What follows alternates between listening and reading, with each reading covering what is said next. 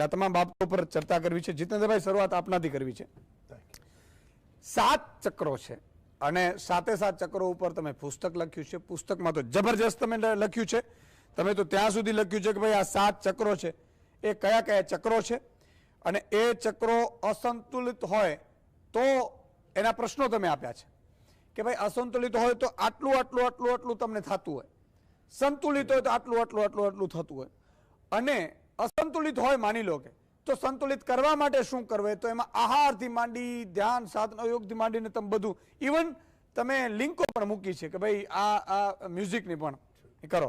તો આ 7 ચક્રો વિશે આપ જરા આપો જાણકારી. 7 ચક્ર એટલે એનર્જી સેન્ટર. બેઝિકલી નોર્મલ ભાષામાં સમજીએ તો એનર્જી સેન્ટર. એનર્જી વગર કંઈ પોસિબલ નથી. આપણે વાત કરી તો બોડીમાં જે કંઈ કોસ્મિક એનર્જી આપણે લઈએ છીએ એમાં એક નાડી હોય કે જેમાંથી એ એનર્જી પાસ થતી હોય.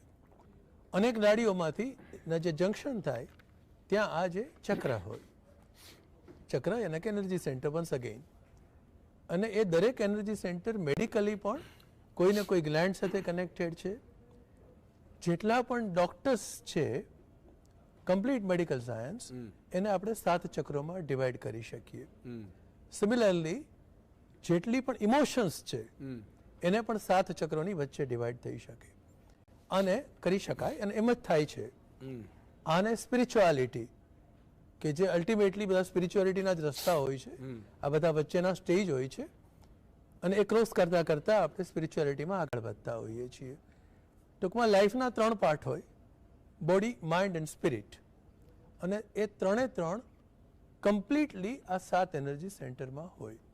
એટલે સૌથી પહેલાં તો હું એ પોઈન્ટ જરા હાઇલાઇટ કરવા માગું છું કે ઘણી વખત ચક્ર શબ્દ સાંભળીએ એટલે આપણને એમ લાગે કે આ કોઈ સ્પિરિચ્યુઅલ કન્સેપ્ટ જ છે અને મારો હજી સમય નથી સ્પિરિચ્યુઅલ કન્સેપ્ટ. હા, એ કે 60 વર્ષ પછી મારો વારો આવશે. હા, એવું ના હોય. ચક્ર ક્યારે બોડીમાં ડેવલપ થાય કે જ્યારે મધર પ્રેગ્નન્ટ હોય ત્યારથી, એટલે કે કન્સેપ્શનના 3-4 મહિના પછીથી, અને કમ્પ્લીટલી જ્યાં સુધી જે ડેથ થાય ત્યાં સુધીની જેટલી ઘટના બને, that means complete health, complete emotional balance અને પર્સનાલિટી, વોઇસની ક્વોલિટી, લાઈફના સર્કમસ્ટાન્સીસ, એ તમામ વસ્તુ એ 7 ચક્રો સાથે, 7 એનર્જી સેન્ટર સાથે સંકળાયેલ છે.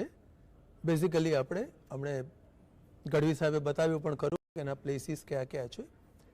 થોડું મેડિકલી હું કહેવા ઈચ્છીશ બિલકુલ કે જેથી કરીને ખ્યાલ આવે કે કઈ રીતે જેટલા પણ નીચેના ભાગના, મતલબ કે મૂલાધાર ચક્રનું સ્થાન છે જે રૂટ ચક્રનું, જે બેઝ ચક્ર પણ કહે છે, જ્યાં 2 પગ જોઈન થાય, શિવની કહેવાય, મેડિકલી પેરિનિયમ કહીએ છીએ, ત્યાંથી નીચે સુધીનું જે કંઈ છે એ બધું જ મૂલાધાર ચક્રમાં આવે. એટલે મોટે ભાગે સર્જનને એ બધા એના ભાગમાં આવે. સૌથી કોમન વસ્તુ ની પેઇન કેટલા બધાને હોય, કેલ્શિયમની તકલીફ હોય, ઉપરમાં દાંતની તકલીફ હોય, નખની તકલીફ હોય, એ જે કંઈ હોય એ બધું જ રૂટ ચક્ર સાથે આવે. પછી સૌથી ઇમ્પોર્ટન્ટ એટલા માટે કે જો બીજું ચક્ર ના હોય તો આજે આપણે વાતો કરતા ના હોઈએ. બીજું ચક્ર છે સ્વાધિષ્ઠાન ચક્ર, જેને સેક્રાલ ચક્ર કહે છે, સેક્રાલ પ્લેક્સસ પણ કહે છે. કમ્પ્લીટલી રિપ્રોડક્ટિવ સિસ્ટમ, બોડીની રિપ્રોડક્ટિવ સિસ્ટમ, યાને કે આપણો જન્મ એને કારણે છે.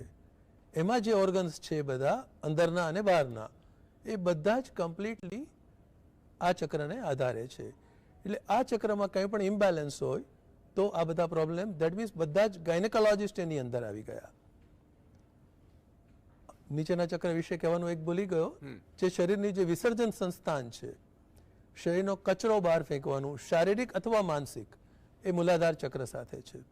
એટલે એક એ ગયું. હવે આવી રિપ્રોડક્ટિવ સિસ્ટમ, એટલે 50% પબ્લિક, આપણે 50% લેડીઝ છે એમ માની લઈએ, તો ગાયનેકોલોજિસ્ટ બધા જ આની અંદર આવી ગયા. જેટલું આ ચક્ર બેલેન્સ્ડ એટલી દરેકની રિપ્રોડક્ટિવ સિસ્ટમ, રિપ્રોડક્ટિવ લાઈફ સારી. બરાબર, જે જીવનનો સૌથી અગત્યનો પાર્ટ છે, કારણ કે એની પર જ આપણે બધા છીએ. બરાબર છે. આમ તો દરેક ચક્ર એવા જ છે. ત્રીજો પાર્ટ આવે છે, અચ્છા ઇમોશનલી પણ વાત કરતો જો ફિયર હોય તો એનો અર્થ એમ થયો કે મૂલાધાર ચક્રમાં કોઈ તકલીફ છે. કોઈ પણ જાતનો ફિયર હોય હેલ્થનો ફિયર હોય, એકલા પડી જશું એવો ફિયર હોય, ફિનાન્શિયલ ટ્રબલ હોય, કંઈ પણ. એનું પણ એક એક્ઝામ્પલ આપું કે લોઅર બેકમાં જો પેઇન હોય, ઘણા બધાને હોય છે, એ જરા મેન્ટલી ટેલી કરી જોજો. ક્યાંક ને ક્યાંક કોઈ પણ જાતની ઇન્સિક્યોરિટી હશે અને મેઇનલી ફિનાન્શિયલ, તો લોઅર બેકનું પેઇન આવતું હશે. ત્રીજું ચક્ર આવ્યું પહેલા બે પછીનું, એ મણિપુર ચક્ર એટલે કે નાભીની આસપાસનું. એ ડાયજેસ્ટિવ સિસ્ટમને પૂરેપૂરી કવર કરે. કોન્ફિડન્સ એની સાથે જાય. ડાયજેસ્ટિવ સિસ્ટમ મતલબ જેટલા ગેસ્ટ્રોએન્ટ્રોલોજીસ્ટ છે એ યોગની ભાષામાં આ મણિપુર ચક્રના ડોક્ટર્સ કહી શકાય.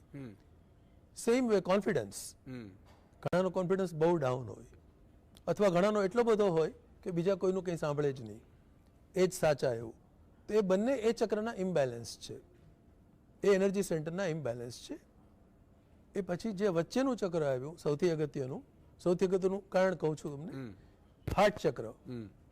બાકીનું કોઈ પણ ચક્ર સપોઝ કમ્પ્લીટલી રિઝાઇન કરે તો વ્યક્તિને તકલીફ પડે, ભયંકર તકલીફ પડે, પણ કદાચ થોડો સમય જીવી જાય. બ્રેઇન ડેડ માણસ પણ જીવી જાય, પણ હાર્ટ ડેડ માણસ એ જીવી ના શકે. હાર્ટ ચક્ર જે દિવસે, અનાહત ચક્ર પણ કહે છે, એ જે દિવસે ના પાડી દે મારે કામ નથી કરવું, તો ત્યારે પુષ્પક વિમાનની રાહ જોવાની રહે, અથવા તો પાડાની, બેમાંથી જે આપણા નસીબમાં જે આવે તે લઈ જાય. એની સાથે પ્રેમની લાગણી, લોકો પ્રત્યે પ્રેમની, સેલ્ફ લવની એ લાગણી બધી એની સાથે કનેક્ટેડ છે. કમ્પ્લીટ આપણી જે રુધિરાભિસરણની જે પ્રોસેસ છે એને લગતા હાર્ટ ને બધા ઓર્ગન્સ એ બધા એની સાથે કનેક્ટેડ છે. અપાર્ટ ફ્રોમ દેટ લંગ્સનો પાર્ટ, દેટ મીન્સ પલ્મોલોજિસ્ટ અને કાર્ડિયોલોજિસ્ટ એ બધા આ ચક્રના ડોક્ટર થયા. જો આ ચક્ર બેલેન્સ્ડ હોય તો આપણે એમની પાસે ધક્કો ના ખાવો પડે. એ પછી આવ્યું વિશુદ્ધિ ચક્ર એટલે કે ગળાનો પાર્ટ. થાઇરોઇડ ગ્લાન્ડ સાથે કનેક્ટેડ હોય, નીચે જે હતું એ થાઇમસ સાથે હતું. થાઇરોઇડ ગ્લાન્ડ સાથે અવાજની ક્વોલિટી, કોન્ફિડન્સ, પબ્લિકમાં બોલવાનો, લાઈફમાં જે બધાને જોતી હોય છે એવી વસ્તુ, સક્સેસ, તો એ બધું જ વિશુદ્ધિ ચક્ર સાથે હોય, apart from thyroid gland. Secondly ENT surgeons, ENT એ વિશુદ્ધિ ચક્ર સાથે જાય. ઈએનટીને લગતું કાંઈ પણ છે તો એ વિશુદ્ધિ ચક્રની, અને આ ચક્ર બહુ જ સેન્સિટિવ હોય. નાના છોકરાઓને વારે ઘડીએ ગળવું પડે, કારણ કે આ ચક્ર સૌથી વધારે સેન્સિટિવ છે. જલ્દી એના પર અસર થાય. કોઈ નેગેટિવ એનર્જી પણ કોઈ આપે તો પહેલા ગળા ઉપર અસર થાય. એ પછી આવે છે ન્યુરો સિસ્ટમ, આજ્ઞા ચક્ર, થર્ડ આઈ ચક્ર કે બે આંખની વચ્ચેનો ભાગમાં સ્લાઇટ ઉપર. જેટલા ન્યુરોલોજીસ્ટ છે એને આ ચક્ર અને એની ઉપરના ચક્ર એ બંનેના ડોક્ટર્સ કહી શકાય, કારણ કે બંનેમાં ન્યુરોન્સ વેચાયેલા છે, ત્યાંથી ન્યુરો સિસ્ટમ કંટ્રોલ થાય છે. અને માટે ન્યુરોલોજીસ્ટને આપણે એના ડોક્ટર ગણીશું. મનમાં જો ગુસ્સો ભરી રાખેલો હોય, વર્ષોથી એક્સપ્રેસ ના કરી શક્યા હોઈએ, તો સમજી લેવાનું કે આજ્ઞા ચક્રમાં આપણે કચરો ભરીને બેઠા છીએ, બ્લોકેજ છે. અને સૌથી ઉપર હોય સહસ્ત્રાર ચક્ર, ક્રાઉન ચક્ર, જેને અત્યારે જે સૌથી મોટી બીમારી જોવા મળે છે, ડિપ્રેશન. WHO એ 2019માં એવો કંઈ આપેલો રિપોર્ટ કે દર 5માંથી 2 વ્યક્તિ ડિપ્રેશનમાં છે. એ પછી કોરોના આવ્યું, પછી કેટલા છે એનો રિપોર્ટ તો બહાર આવ્યો નથી, પણ મને એમ લાગે છે કે કદાચ ને થોડા ઘણા અંશે 5માંથી 4 ડિપ્રેશનમાં હશે. એ જે મતલબ સાયકિયાટ્રિસ્ટ અને ન્યુરોલોજીસ્ટ એ બંનેનું કામ આ થયું.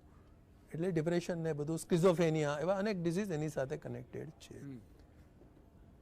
ઘણું બધું આના વિશે છે. મારું કહેવાનો મતલબ એ છે અત્યારે કે આપણે બધા એ સમજવાની જરૂર છે કે લાઈફની દરેક ઘટના, આઈ એમ રિપીટિંગ, લાઈફની દરેક ઘટના, સ્ટુડન્ટ હોઈએ, કોર્પોરેટમાં હોઈએ, વુમન હોઈએ કે મેન હોઈએ, એ દરેક વસ્તુની, દરેક કોઈ પણ જાતમાં આપણે કે એથ્લેટ હોઈએ, એ દરેક વસ્તુ અને દરેક ડૉક્ટર અને દરેક ઇમોશન અને સ્પિરિચ્યુઅલ પ્રોગ્રેસ એ 7 એનર્જી સેન્ટરમાં છે. રાઈટ નાવ મને એમ છે કે આટલું. કુંડલિની વિશે પણ કહો. ઓકે, હા, કુંડલિની શબ્દ સાંભળીએ એટલે પહેલા તો 2 ગોટાળા થાય છે. કુંડલી, એક તો કુંડલી અને કુંડલિની. કેટલા બધા લોકોને એવું કહેતા જોયા કે મારી કુંડલી માટે મારા મહાનુભાવ અહીં બેઠા છે, જ્યોતિષાચાર્ય ડૉક્ટર સાહેબ, અને કુંડલી વિશે એ વધારે કહી શકશે. જે આપણે જન્મ વખતે જે આપણા સ્ટાર્સ હોય અને એના પરથી જે હોરોસ્કોપ બનાવે એ કુંડલી. કુંડલિની એટલે basic life force. Repeating, Kundalini એટલે બેઝિક લાઈફ ફોર્સ કે જેના વગર આપણે જીવી ના શકીએ. That is first concept. Secondly, એક અનફોર્ચ્યુનેટ વાત છે કે એક કુંડલિનીના ખાલી 7-8-9% વાપરીને આપણે જિંદગી પૂરી કરી દઈએ છીએ. જો એમાંથી થોડીક પણ વધારે એનર્જી આપણે માની લીજીએ 15% પણ જો યુઝ કરી શકીએ તો જે પોટેન્શિયલ હોય એ અનલિમિટેડ હોય. હવે સમહાવ એક મેસેજ એવો ગયો છે સમાજમાં કે કુંડલિની એક અઘરી વસ્તુ છે. જે લાઈફનો બેઝિક ફોર્સ છે, જે એનર્જીનો ફોર્સ છે, એ કઈ રીતે અનલિમિટેડ હોઈ શકે. માટે એ કઈ રીતે એ કોમ્પ્લિકેટેડ હોઈ શકે. There is nothing complicated. The only thing આપણું એ વિષયમાં પદાર્પણ કરવાની જરૂર હોય છે. થોડું એક પગલું આગળ મૂકીએ એટલે ફટાફટ સેકન્ડ થર્ડ એક રસ્તા પર ચાલુ થઈએ એટલે ઘણા રસ્તા મળે, અને તો it will be a great bliss. મારા ખુદના એક્સપિરિયન્સ ઉપરથી કહું છું, 25 વર્ષના એક્સપિરિયન્સ ઉપરથી, મારી જાત ઉપરના હજારો નહીં પણ ટેન્સ ઓફ થાઉઝન્ડ, લાખો લોકો સાથેના અનુભવ પછીની વાત કરું છું. એટલે મારો મેસેજ એ જ છે અત્યારે ટૂંકમાં તો કે કુંડલિની ચક્રો, નાડી, એમાં રસ જાળવો, રસ કેળવવો, કારણ કે એ લાઈફમાં રસ લેવા બરાબર છે. બિલકુલ. ડૉક્ટર જીતેન્દ્ર અઢિયા પણ આપણી સાથે મોટિવેશન સ્પીકર પણ જોડાયા છે. જી હેમિલભાઈ.